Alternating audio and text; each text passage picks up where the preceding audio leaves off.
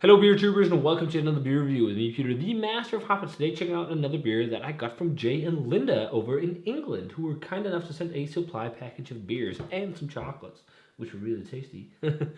Met these guys on MBCC last year, longtime followers of the channel, so it was fun to meet up in real life.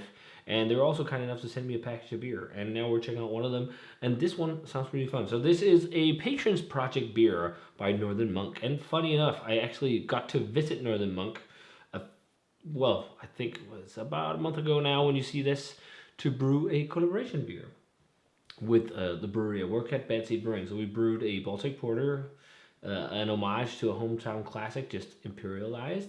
And the guys at Northern Monk were really awesome. We got to tour the facilities, just have a great time going out for beers afterwards and everything. It was just a great collab, great day, and they were so hospitable and kind, which it was just so much fun. And one of my favorite moments of hanging out with these guys and stuff was going to Whitelocks in Leeds.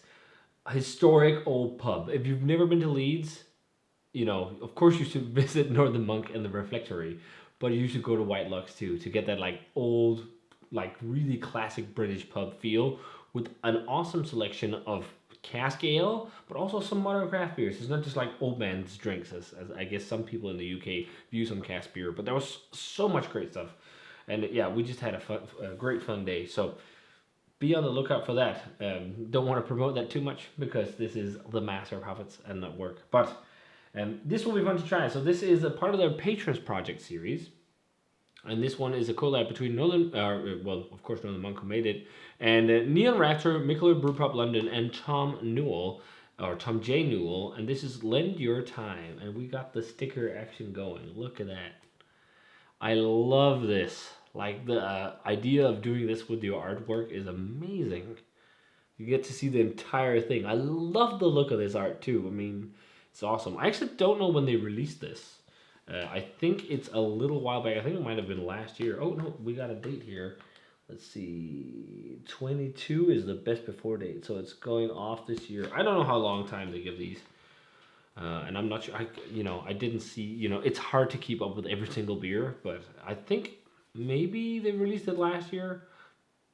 I don't know. The very different thing with this, it's a Indian dessert stout. So you got coconut and cacao nuts, but what makes it somewhat Indian is cardamom pods. And the interesting thing is, I sometimes have a tough relationship with cardamom. In pastry, it's not my favorite. But if you ever cook curries, it's almost necessary to give that awesome fragrance. So we'll see how it is in a stout. And it's supposedly also really, really coconut heavy. But yeah, let's check this one out. So pours a black color and next to no head. When I poured it, there was a little bit of a flimsy head, but next to nothing. And also ABV, I think it was 10, or was it strong? 12%. So she's a big boy. Big, strong beer, but nice. It's not completely pitch black. It's more of a really, really dark brown color. Yeah, no head on that. But let's check out the aroma on this. And thanks a ton to Linda and Jay for the beer. Oh yeah, I immediately smell cardamom. Immediately. And you know what it reminds me of? It reminds me of Ballast Point Indra Canindra. That was was that Thai curry though? I can't remember. It's just a curry stout. Well, not curry, but it's just Indian dessert, but it immediately reminds me of curry because of that. But then you get a big onrush of cardamom, or coconut. Loads of coconut and chocolate.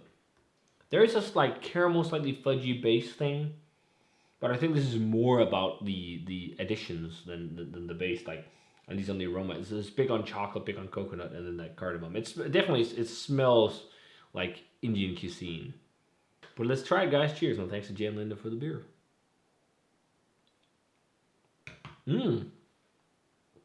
Big umami. Really nice.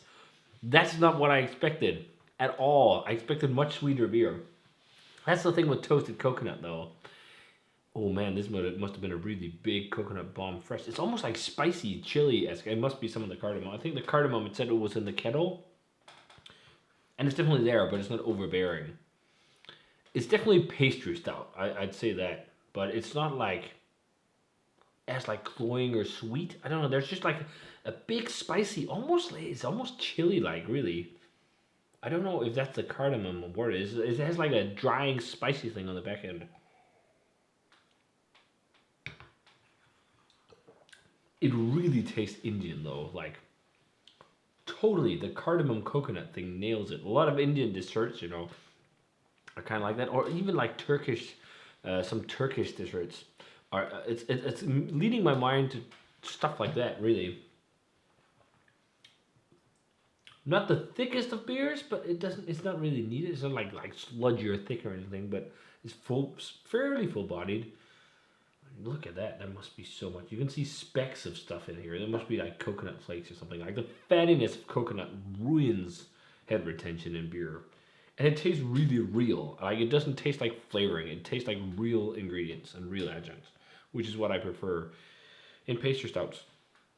Even though I don't drink them as much anymore nowadays. That actually works really well. Aroma wise, I was a bit like, oh, what am I gonna like this? Flavor wise, I really dig it. That's interesting. It's almost as if the cardamom cuts it from being too cloying and too rich, even though it's like not like as rich as some of the crazy pastry stouts going out nowadays. But it's like it's very heavy on caramel and fudge and rich dense flavors, with touches of chocolatey flavor, and it's almost more like again like a coconutty, chocolatey, lighter chocolate thing. It's like not like that roasty really. It's super light on like classic stout flavor, but it works. Surprisingly nice. It's definitely a light version compared to Indra Kanindra of like an Indian inspired curry stout. Like Indra Kanindra was just out there. I remember back in the day. This is more like very, you know, kind of pastry stout-esque. Not like full-on craziness, but fairly well balanced. This is also not like a crazy fresh can, so I'm pretty sure when it was fresh, it's like more over the top and crazy. And, you know, I would also want maybe a little more stouty flavors. It's very much like caramel fudge and stuff like that. I'm lacking, personally, just a little bit more of a robust roti characters and whatnot. You can also see it as more brown than black, really. That being said, it's still really good, and I'm surprised how much I like it, because usually I'm not the biggest fan of cardamom. So, yeah, I'm guessing like a 93 is a good grade for this. It's actually a really nice pastry stout, and I love that it has umami, or Indian dessert stout. And I love that it has some umami to counteract all that crazy, you know, sweet fudginess of it.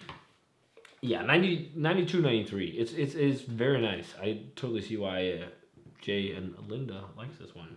It's very tasty, and thanks for the beer once again. So yeah, if you guys had a chance to try it, lend your time. The Indian Dessert Imperial Stout by Northern Monk, Neon Raptor, Mikkeller Brewpub London. God, my English is not so good. Mikkeller Brewpub London. There we go. Tom J. Newell as well. There we go. Great collab. It's very nice. If you guys had a chance to try this one, let me know what you thought of it. As always, remember to comment, subscribe, check out the Facebook fan page and Twitter and Instagram. Give this video a thumbs up if you enjoyed it, and ring the bell for future notifications about video. Wow, I've said that many times before, so I didn't fuck up. And I'm going to say cheers, and see you guys in another beer review.